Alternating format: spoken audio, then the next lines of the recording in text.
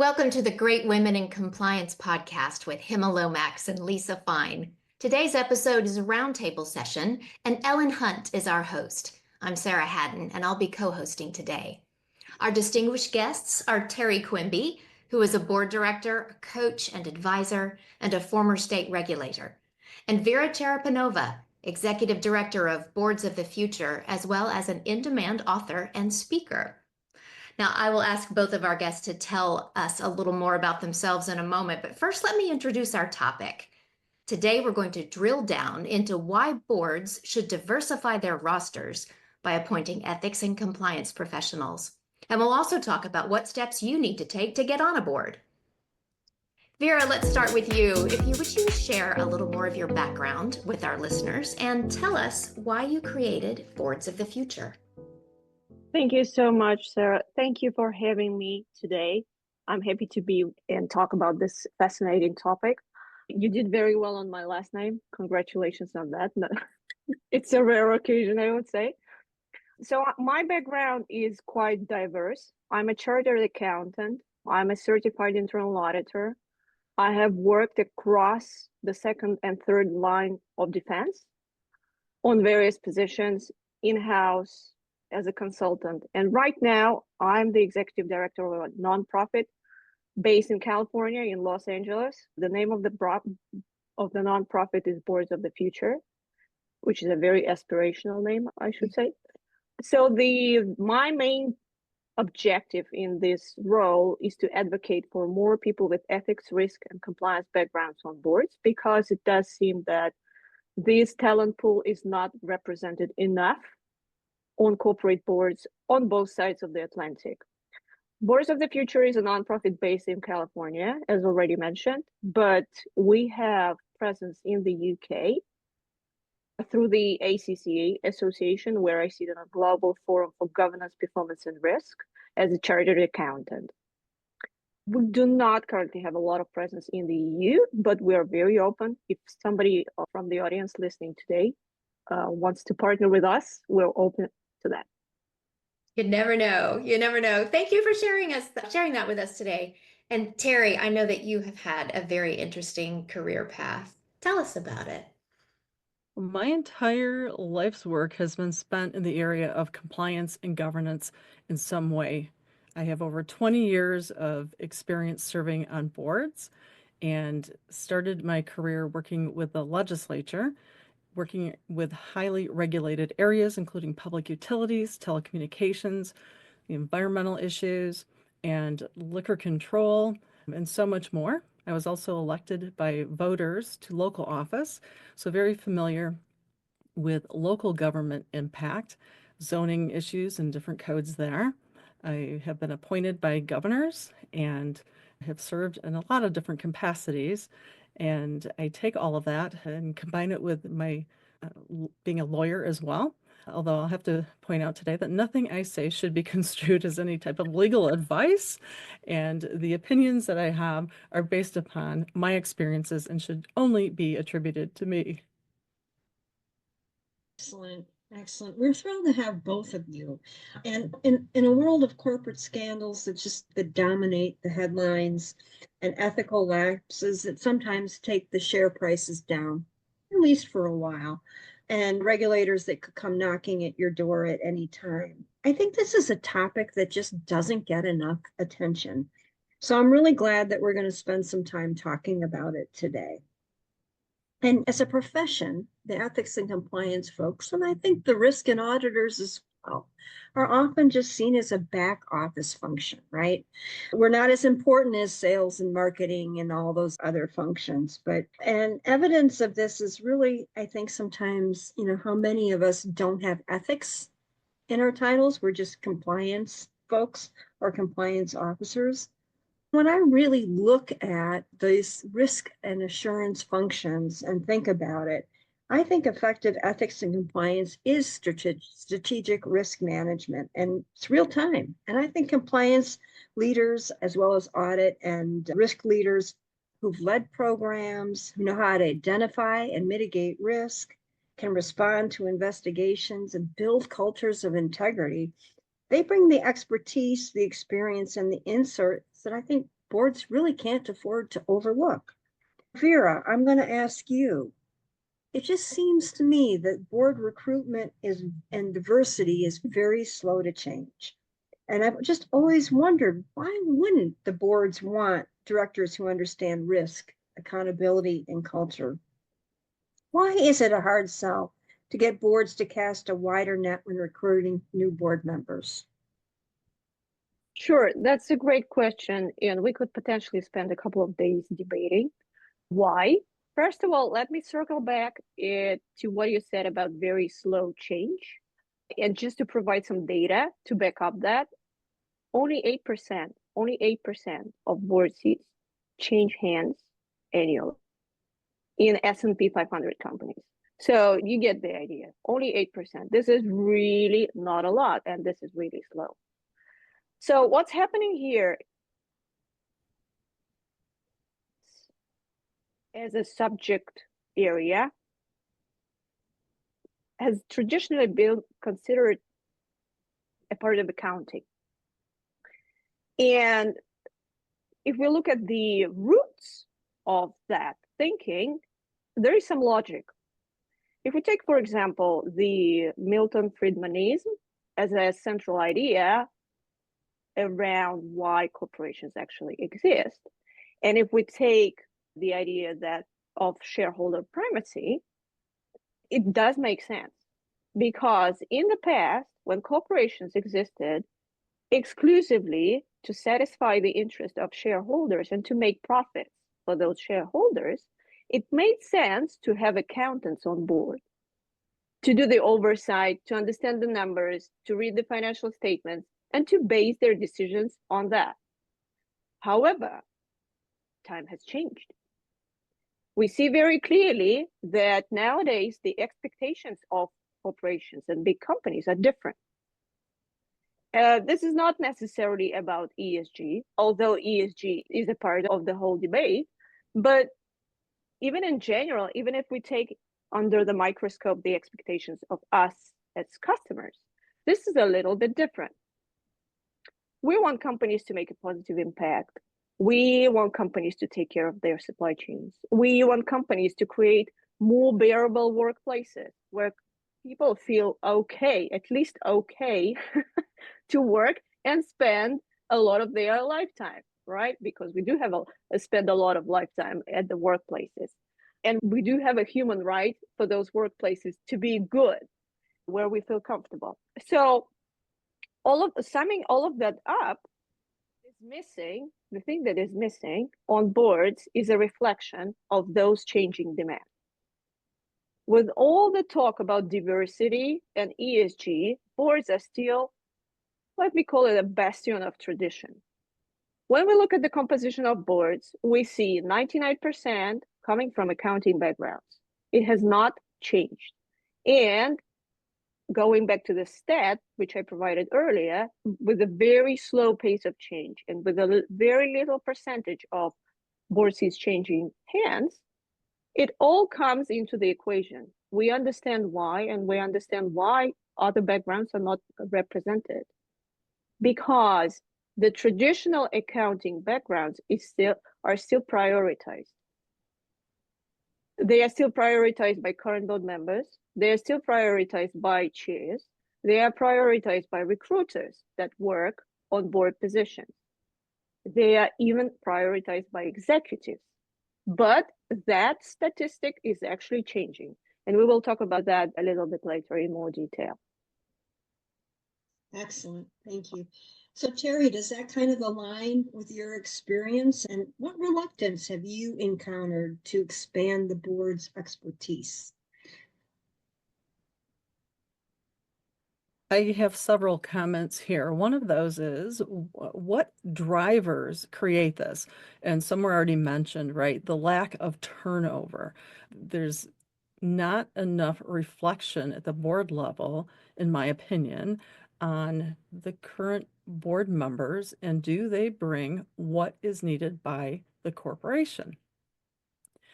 That is one issue. Another issue is knowledge. What knowledge do the board members have of the compliance function, the compliance professionals, and I'm going to generically use compliance professionals here because not every company has a chief compliance officer, but to refer to anyone who has the tasks of compliance. And if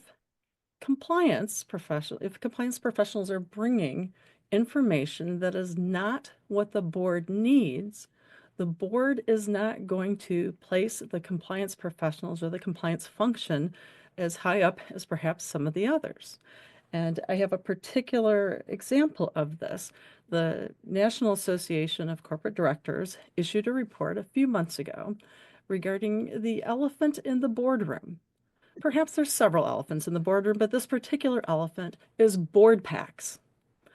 This is the information pack boards use to become informed and make decisions. Yet, the statistics from this were that only 13% of the directors surveyed here rate their board packs as extremely effective. So what does that mean? Almost 90% see the board packs as something other than extremely effective. And it goes on that 59% report other issues of concern with the packs, including the papers being too operational at the expense of strategy, to information being too backward looking and light on risk reporting. So with these concerns by directors, the next question for me is, how can compliance help fix this terrible situation? To me, this is a very big problem. If board members are not getting information needed, that is a critical problem in my opinion. So how can compliance step up, not just in the area of board packs, but also other areas such as strategy and looking at if the company is looking for sustainability with mergers and acquisitions. Typically, I would say compliance is maybe brought in at some point far down the road and then tasked with how can the new entity integrate into the great company that's already existing.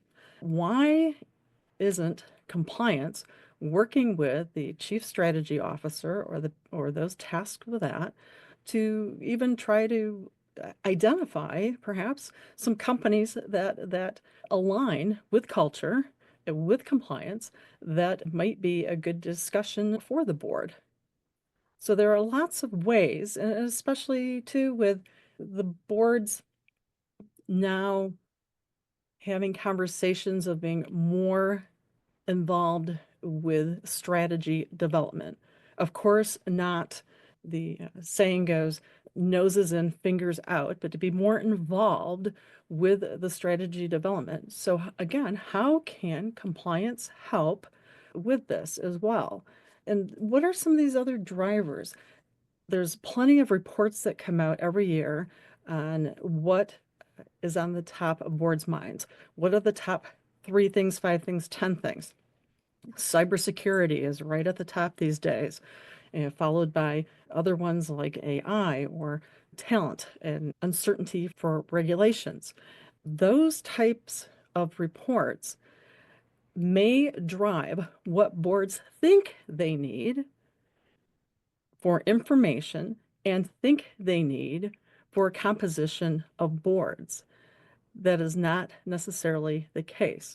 Even the Department of Justice guidelines suggest to take a look around. What are other industries doing? Or what are other companies doing? And I would say, what are other industries doing? If it's something relevant, take a look at it. And so that goes selection of board members as well. Why isn't somebody with a compliance background on the board? That should be the question.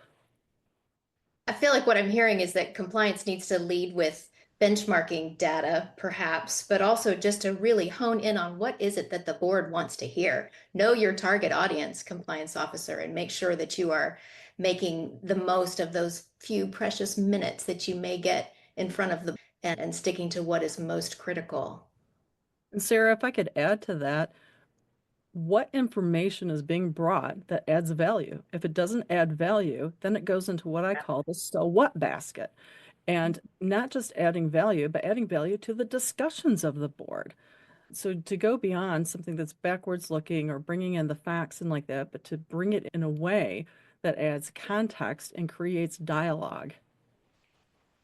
And Vera, if I could just circle back to something that you said in your comment as well, you spoke about the importance of viewing things through that, viewing the corporation through the lens of the customer, the ultimate consumer. Is that something you think that compliance officers are uniquely skilled at doing because they have so many stakeholders that they are responsible for? And my question in here really is, if you're advocating for yourself as a compliance officer to be heard by the board or to be on the board, is leading with that a good idea? That skill set compliance officers have to understand the needs of all the various stakeholders? Yes, that's a great question. And I think there was some great insights from Teri earlier on the board packs. I absolutely agree that in terms of board packs, which currently reach up to 600 pages for S&P 500 companies, which is a crazy number, if I may put it this way. I think we are very clear that volume has been traded for value in the board packs, right? And this is not only about ethics and compliance, the same as the issues around board composition and succession planning and building pipelines for the board roles. These are all very broad problems already existing with governance today. And ethics and compliance not being present is one of the factors going into that broader problematic, I would say. I had a fun discussion with my good friend. She sits on a couple of boards. She's from the UK. And we were having this discussion. She was asking me, why do you think it's even a good idea? Why are you advocating for more people with ethics, risk, and compliance backgrounds on boards? Why do you think it's even a good idea? Do you think it would make, do you agree? She said, do you agree that the situation with governance on boards is pretty bad? I said, yes. And then she said, do you think by bringing ethics, compliance, and risk people on boards, we will make it better or worse? And I said, I honestly and very sincerely believe that we will make it better. And there are four main reasons why I think it's going to be better. Because there are four main things I think that ethics and compliance folks can fix or help to fix. Okay, let's not overpromise. The first thing is focus on risk.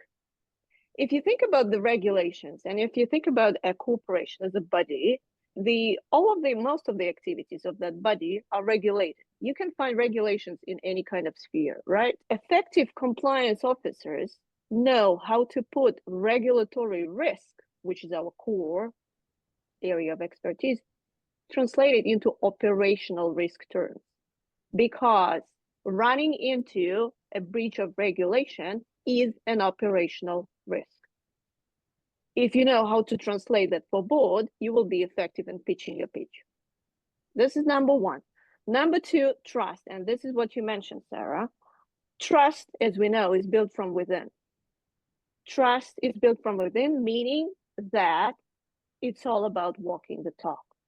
Trust is all about say-do gap. The wider the gap widens, the worse is the trust metric, right? The more the distrust is there in the organization. When we say trust from within, I think we mostly mean that the management and the governance establishment within the organization, the board, walk the talk. How do they treat whistleblowers? How do they treat supply chains? How do they treat ESG commitments? How do they see values? And how do they walk the talk on the values of that organization? All of that is building trust from within. And when there is trust within, there is trust externally throughout. And it translates into good reputation metrics, because reputation mostly exists externally to the organization, but it depends on how much trust we as consumers, as employees, as communities have in what that organization says and does. That was number two. No, that was number two. Number three is going to be culture. Boards are really worried about culture. I hear it all the time. I go to board gatherings and conferences, NACD, Teri already mentioned NACD, and some others, and there will always be discussion about culture. And there will always be a message coming from the stage that we would love to have a more insight into the culture, but we don't know how to. Because culture is such a vague and such a fascinating concept. How do you even know what kind of culture you have? How do you even measure that? How do you even work on that? How do you even understand if it's good or bad, what you measure? So, to know more, but they do not have a skill set. And we are uniquely positioned because we have several decades of experience in all that cultural work. We can show the way how to have a better understanding of the culture. And we know the tools and we have the skills. We just need to bring that up and we just need to position ourselves, because what the opinion that I hear a lot is that boards actually do not have a clue that ethics and compliance folks do anything about culture. In their understanding, it's an HR issue, typically. Okay, and the last one, how we can help to fix things. It would not come as a big surprise to say that many careers of many executives and board members went astray because of ethics and compliance issues in the recent years. There is some statistics from the conference board which says that the departures because of ethics and compliance breaches and instances of misconduct increased 50% from 2014 to 2022. This is a lot. This is a big increase.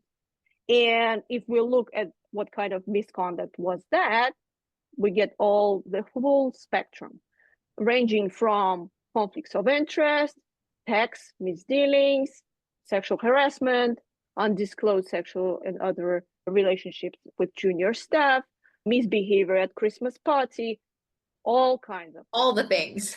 Yes, all kinds of things. So it does look to me that it is a bit strange if we, in ethics and compliance, look at behaviors of all of the employees inside of the organizations. And if we serve as a certain ethical counselor on what is the right thing to do, going back to all those various types of misconduct, why are we not covering boards? Boards are also humans. Boards and CEOs are also humans. They also need to understand whether it's okay or not okay to non-disclose an intimate relationship with a junior staff member. Why, right. Why would that be the one part of the organization that the compliance function would not have access to?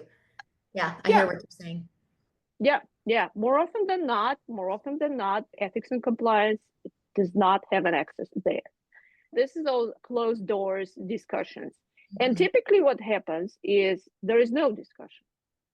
There is an elephant in the room and there is no discussion. Sometimes people very well know what's going on. There's no discussion, right? And then there is a whistleblower report, which goes to journalists. Everything ends up being in the Financial Times or somewhere else, in the Guardian. And there's a big scandal and there is an abrupt departure of a CEO or a board member.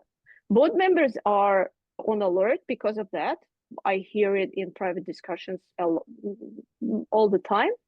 They would like to have a better idea of how to manage this effectively, because whenever these kinds of things happen, investors are really unhappy. Shareholders are really unhappy. They all want boards to have a firm grip of those situations.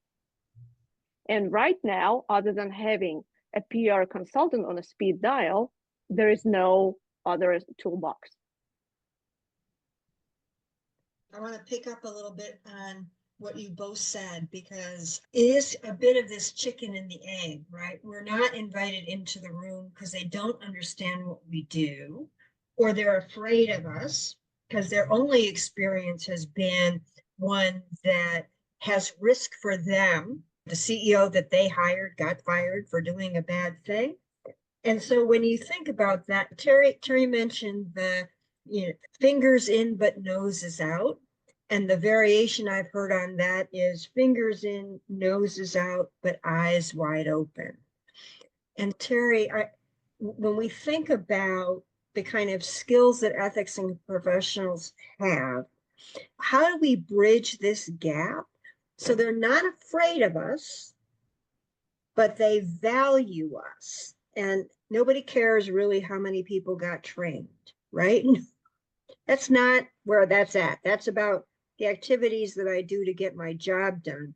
So tell me your thoughts on, okay, we've got this big gap between what the board knows, which isn't enough, and how to get in front of the board and educate them so they value what we bring to the table. Let me start with culture that was already mentioned here, because it is hard to measure, right? It's something that isn't easily put into a data point or something that can be measured. Are we doing better than we were a year ago or 6 months ago? Although, when I look at some other examples in the world, like in the UK, the Finance Conduct Authority and the behavioral lens perspective that perhaps in the US, some are not as familiar with.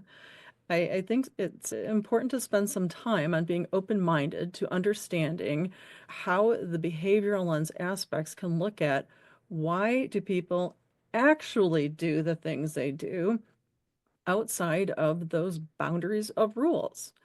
And there's some learning lessons there and elsewhere. And I would say that every time the Department of Justice guidelines for compliance programs are revised, there seems to be a little bit more put in each time, not just what are you doing to perhaps check a box, but how are you making these decisions in the first place, and how are you making more decisions to revise it along the way? So more of it is getting into the intentionality of it, as well as, I'm going to say, the behavior of it. So that's one comment I have. And then there are so many missed opportunities. And I'm going to talk about this in terms of compliance and risk. What does that mean? Is risk just the bad stuff that happens when the DOJ swoops in or another federal agency? Because there's not just federal agencies, right? There's also state agencies. I wanted to bring that up. Even if there is some type of pause put on enforcement at the federal level, we saw recently in California where it was made known that, hey, there are still state laws on corruption there, and even on antitrust. All 50 states likely have their own set of laws in all of these areas. So there's plenty of enforcement that could be going on all over the place, which makes the compliance professional's life maybe even crazier than it has been. But in this time of regulatory uncertainty, which I want to focus on the U.S. Supreme Court decision last summer in Loper Bright, which overturned about 40 years worth of deference to federal agencies. And again, I will note that state agencies as well have been giving that type of deference. And so the same level of scrutiny and analysis should be looked at the state level as well. But at the federal level, with that doctrine overturned, what now is going to happen? There's regulatory uncertainty at the agencies because no longer will agencies, I'm going to just generically say, have full authority to what they say goes. But now the judges are going to be more involved in having to ask more questions, take more time. So there's some judicial uncertainty as well going on here. So with all of this uncertainty and risk for companies, does that risk also have opportunities in it? Are companies sitting back saying, let's see what the government comes up with for new regulations? Is that going to put the company on the defense because the government agency is happy to come up with some type of language. And once that language is out there, sometimes it's hard to get it changed. So now you're trying to go from maybe adding to a good regulation in the first place and designing it and being on the offense to being on the defense of trying to change something that's going to perhaps be harder to change. So how can compliance help here? Is it possible for compliance to look at the opportunities of maybe trying to get some regulatory certainty in these times of the uncertainty? Is it possible for compliance to look at the top areas affecting a company? We don't have time to help the government do everything, right? But the top areas, 1, 2, 3 areas, where it could be beneficial for an industry or a company to try to propose language, try to be on the front end of it to get something good in place that then can receive comments right under comment periods and like that, and start that way. And that is something that boards should be looking at, whether it is the design of rules, if the company is proposing something, or a sign off on even a submission comment during open comment periods. These are not necessarily for or against types of situations where there's sides that need to be taken. It can be viewed as educational. How is business educating government on the design of an industry rule? And I just think there's so many missed opportunities in all of this going on right now. Yeah, a dynamic to be corrected. Absolutely. And I love the focus on the opportunities because I think you both said this in multiple ways is, yeah, there's a gap here, but if the ethics and compliance and the audit and the risk folks don't fill it, it will continue. So Vera, let me ask you, do you see a common set of skills that boards are looking for? And more importantly, have you seen an ethics and compliance or a risk or an audit professional do a really good job at getting that seat at the table and bring value to the board? And how do they do it? Yeah, let me start by saying the hard truth that for many boards and audit committees, not hearing from ethics and compliance or risk is usually a good thing. Okay, the less they hear, the more they are happy, and the more they have a feeling of assurance. That means everything is under control, which of course cannot be further from truth. And I think to translate it into the language closer to ethics and compliance hearts, it goes absolutely in the same way as not having whistleblower reports, right? There are still people who honestly and sincerely believe that 0 reports on a whistleblower hotline is a good sign. It's a great thing. That means that nothing happened. Okay. Hopefully more and more organizations are on that line of being more mature in that understanding and getting the idea that it actually quite the opposite. So hopefully audit committees and board members will also at some point get there to that understanding that not hearing from ethics and compliance is not necessarily a good thing. In terms of the skill sets, I think one of the most helpful things that ethics and compliance professionals can offer is what I call ethical foresight.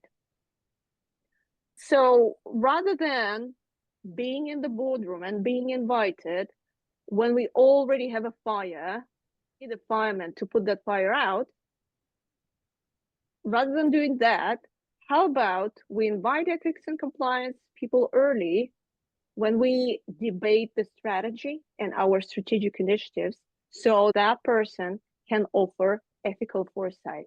I think about it as a kind of a pre-mortem exercise. What can go wrong? Before we go there, what can go wrong? Consider all of the possible alternatives because things do go wrong, right? All the time. Let's just do a pre-mortem exercise. Think about it before we step into that situation. And here, I think the input can be really of big value because we do work with those matters a lot. We work with risk, we work with behaviors, we work with stakeholders, with supply chains. We do have knowledge, we do have skills, we do have the vision and understanding. We just need to bring it up to the attention of board members in an effective way so that they see that value. Eyes wide open, huh? I'd love to shift just slightly more into the tactical realm and talk about getting on the board. And I wonder if you would, Vera, speaking from your experience on the front lines with your nonprofit organization, what are some of the things that you have seen candidates do that have helped them to land that elusive board seat? I think the basic idea that comes to my mind is not very surprising. The worst thing to do here is to sit and wait until you're invited, because it's not going to happen. Okay? Don't wait for that invitation. Invite yourself in. Invite yourself in. If you want to be on board, if you want to be involved into decision making, if you want to be involved in governance, let people know about that. And think about the ways how you can stand out from those 600 pages in the board packet so that they see that page, your page, not 599 other pages, but your page. Say something that they want. Look around, talk to people, acquaint yourself with the strategic objectives. How can you be of help in achieving those?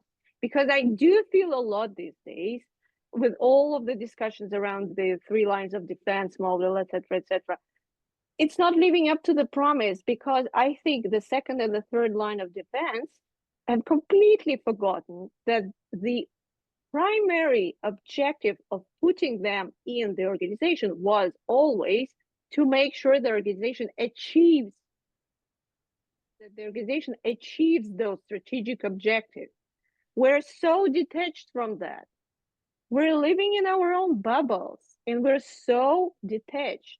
This is not okay. We're not very helpful. We need to become more helpful. This is number one. But this is more of a strategic high-level vision. In terms of tactical things, there are ways to gain board experience. One of the amazing ways to do that are board apprenticeships. These programs are very rare in the US. We are working at Boards of the Future to make them less rare. The whole idea, I think, is coming from the UK. This is the market that seems to be more advanced in comparison to everybody else. They have a government program on apprenticeships. The government, a couple of years back, said, we would like boards more input from various backgrounds. And to do that, we would like to bring younger generations and more diverse talent pools to boards in a format of apprenticeships. So a typical apprenticeship goes like this. We'll look 2 levels down from the executive team. We consider high potential candidates. We select a candidate and we put that candidate, after she signs all the necessary documentation, NDAs, confidentiality agreements, and so on and so forth, we put that person on board for 12 to 18 months and we see what happens. Is it a good fit for the person? Is it a good fit for the board? And it's a total win-win, because the person gets a real business school experience, a first-hand understanding into what it is like to sit on a board, because sitting on a board is not for everyone. Believe it or not, it's not for everyone. Just naturally, not because, but just naturally. Board gets the input it doesn't have, from a background it doesn't have, and has an opportunity to understand whether this person is a good fit for the future seat at this board. So I think apprenticeships are really good, because I do not really see any disadvantages to anybody here. Sometimes they also happen across companies. So for example, if you would like your high potential individual to develop herself by being a non-executive director on a board of another organization, this is a little bit more tricky because of confidentialities, and this should not be your direct competitor, etc., but it's still possible, and I know that it still happens sometimes. Yeah, my primary thing here is probably this, and also having an exposure, going out to NACD gatherings and other board gatherings, getting to meet people, talk to them, presenting yourself in the best possible light, gaining insights from board directors. I don't want to sound as I'm advertising anything, but we, for example, do a power hour with current board members. This is a one-to-one discussion. If you want to get on board and if you want to have a one-to-one counseling and advice tailored to you, what are your strong points, weak points, what could be the potential steps and areas of improvement, that's also an option. That's something that you author. I love what I'm hearing is don't wait to be asked. Start the conversation. Go where you need to go, see and be seen, and make it happen. Teri, tell us about your journey. Sarah, you bring up a point there of start a conversation. This goes for so many things in life, personally and professionally. There is not a lack of noisy conversation by any means, but to try to have effective and efficient conversations. And when it comes to board members, the last thing a board member wants is something that's going to waste their time. But to bring in the relevant information, right? Bringing information that's needed at that point in time to make decisions that's needed then. If you consistently do that, then you won't have to try to start the conversations. Board members will be looking for you as a compliance professional once you show that you are showing up and showing up with value and showing up consistently with value. I was lucky enough in my 20s to have basically a mentor, someone I worked with who was familiar with my work and familiar with me as well as my personality, and brought me into my first board experience. So when we were just talking about the apprenticeships or the mentoring, I think that is getting harder, especially with more people working remotely, to try to see who's a good fit, not just because of credentials, right? I have a law degree. I have a master's of laws in compliance and regulatory analysis. I have a postgraduate certificate in competition policy. I have all sorts of letters after my name. But if I can't put that into applied experience that I can demonstrate as well and show up with the ability to build consensus and in a collaborative way, it still, if everything doesn't align, it still might not be the right fit. And one way is to try to add those certificates or certifications, such as the National Association of Corporate Directors has the Certified Director certification, and the Private Directors Association, they have a certificate in private company governance. There's all sorts of things that you can do to keep taking steps that show that you want to improve your skills, whether it's learning more about finances or things like that. Where are your strengths? Where are your weaknesses? Where does it make sense for you to show up as a board candidate, right? And not just when there's an opening and you're going to apply for something, but how are you consistently showing up as a compliance professional every day? And this is not just with the board. I frequently ask compliance professionals, how's your relationship with the audit committee? The response I usually get is something close to non-existent. Why is that? These silos need to go. The silos between functions and working with the audit committee. The audit committee can take on a lot of the delegated responsibilities that the board has in their charter. And that is another way that you can work with the board through the audit committee. But how are you showing up and how are you creating value for the long-term sustainability of the organization? And once you can demonstrate that and show that, then I think you are a more likely board candidate either for that company or for another company. And it's all about positioning yourself that way early on with multiple connections and relationships, because Vera said, tell people, right? Tell people what you're interested in, but then also demonstrate you deserve that seat at that table.